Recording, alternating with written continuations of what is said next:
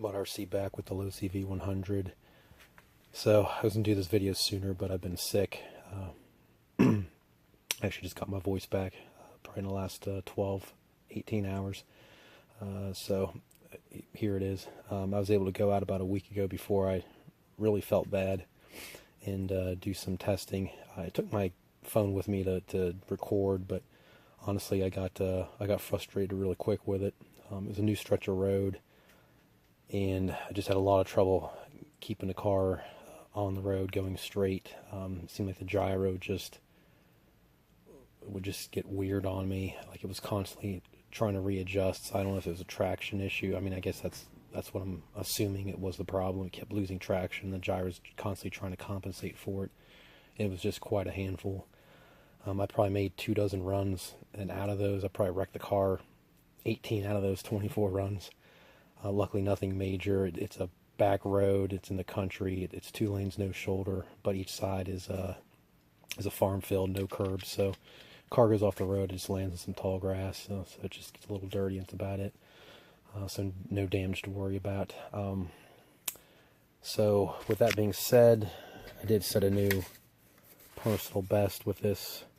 I did hit 64.2, and like I said, it took quite a few tries and a lot of frustration, but I'm pretty happy with that.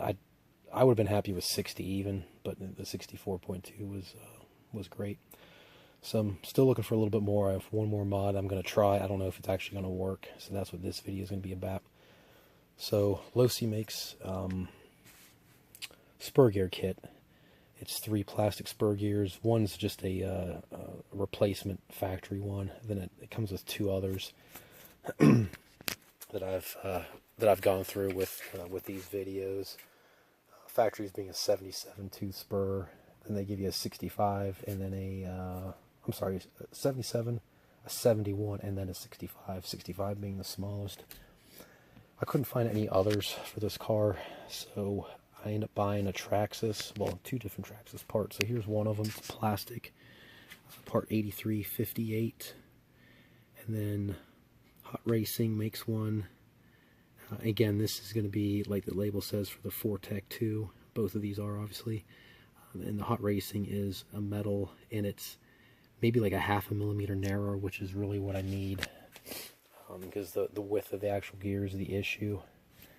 And now if you can tell too much in here, but the Traxxas one is, yeah, it doesn't show up real well here in the lighting. Let's see if I can come over top here. Yep, just as bad. So it doesn't come across in the video. I can see that, but the Fortec gear is probably like a millimeter wider, which is going to be the issue. So I'm gonna see what I can do. Hopefully I can get it to work, and then we'll go from there. We'll try to get it back out and see if we can do 70 with this thing. All right, so I'll get this in, and then I'll continue with the video. I got the rear diff torn apart. Luckily, you don't have to do the front also. Since it's a one-piece drive shaft, I thought I was going to have to do that, since it gets rid of that multi-piece setup. But there's enough flex, you can just slowly flex up this end of the drive shaft, slide off the gears, and do what you need to do with just taking the rear apart. Alright, so the issue I have right now is trying to keep this gear from moving around. So the factory setup, there's no bearing here. I actually took this off the front. It should be over here. So you'd have no bearing. The gear does not slide to the rear because of a retainer pin back here. And then you have the bearing, and then obviously with this setup you have this retainer that engages a flat spot here with a set screw to keep everything together. But obviously the factory setup, it just uses a bearing, and it locks everything in place. So I just took the bearing from here, put it back here, and then the only other thing you need to do, you need some type of shim. So this drive shaft came with 2 little washers, 5 millimeter internal hole, and then the exterior looks to be 8 millimeter from the best I can measure. So it's definitely less than the bearing, because the bearing's a 10 millimeter bearing. So as long as you don't have anything more, or 10 or less, it should fit in there for you and act as a shim. So once the other bearing's in place and I have the retainer in place, it'll keep the gear from going anywhere. And if you don't do that, the gear can potentially rub against your plastic right down here on both sides. Obviously with a metal gear on plastic, the metal gear is going to win, and you could potentially end up rubbing a hole through there. I don't know if it's the end of the world, but if you get a hole there, you're going to get contaminants in, and you might have some issues down the road potentially. I'd like to avoid all that, so like I said, I'm going to get another bearing and then get this buttoned up back together. Alright, got my parts in the mail. So I couldn't get like 1 or 2 bearings. I had to buy a 10-pack, but it was under $10. I got them from Amazon. It's Apex RC Racing Products, 5x10 by 4 millimeter. They seem to get good reviews, so I went with them. So I already have the bearing in place. It's going to be this one right here is what I added.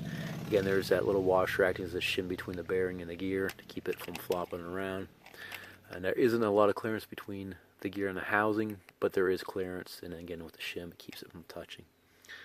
Alright, so that's all finished. Just have to put it back together, and then just have to set the mesh between the pinion and spur gear again. And then the only other modification I did was new wheels and tires. Same brand, Contact RC Racing. These are slightly firmer. I think they're 42 sure versus 40. And the only real difference is I went with the 30 millimeters in the rear now, so a little wider, as opposed to having 26s all the way around. And I did 4 all new ones just because I realized the old ones had been worn down already. They probably lost about 1.5 millimeters, 2 millimeters in diameter. So I wanted everything to be equal. So I just ordered again new 26 millimeters for the front, new 30s for the rear. Alright, so I'm going to get this button back up and hopefully get it back on the road soon if the weather cooperates. I'm just about finished getting the car back together, and I ran into another problem, which luckily I was able to resolve. So with the 55 tooth spur gear in, when I reclock the motor back to A, I just wasn't comfortable with the gap between the spur and the pinion, I think, which is a little too much still. So that was with a 42 tooth pinion gear. So I had a 43, I put that in. It still felt a little too big for me. So luckily I had a 47. So I put the 47 on and then had to reclock the motor. I think I'm on D right now. And the distance feels good. Or the mesh feels good between the gears. So that's what I'm going to go with. So now it's going to be running the 55 tooth spur gear in a 47 tooth pinion gear. I have no idea how that's going to work out, but I guess we'll find out.